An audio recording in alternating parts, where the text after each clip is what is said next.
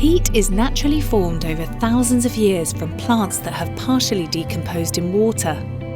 When it is healthy, it deepens every year, taking carbon dioxide out of the air and locking it away in the ground.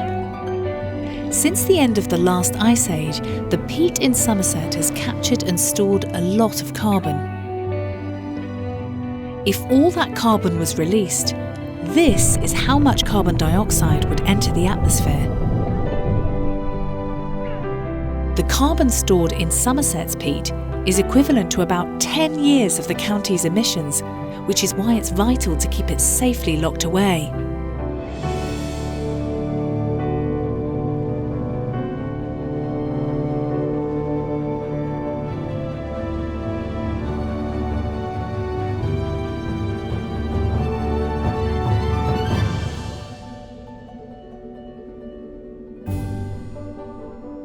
But when peat dries out or is dug up, it releases the carbon that's been in the ground for thousands of years.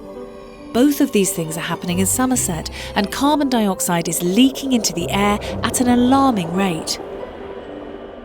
If we shared all the peat in Somerset equally, each household would have this much. Each household's peat would store the equivalent of this much carbon dioxide. For comparison, this is each household's share of Somerset's annual emissions.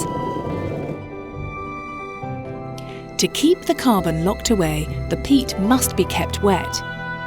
But Somerset's peat is being drained and being dug for compost, so this store is shrinking. We need to look after our peat. Protecting this ancient carbon store is an essential part of our efforts to tackle climate change. Re-wetting the peat can also help us adapt to climate change, reducing the impacts of flooding, drought and wildfire. You can protect our peat and the important work it does for us.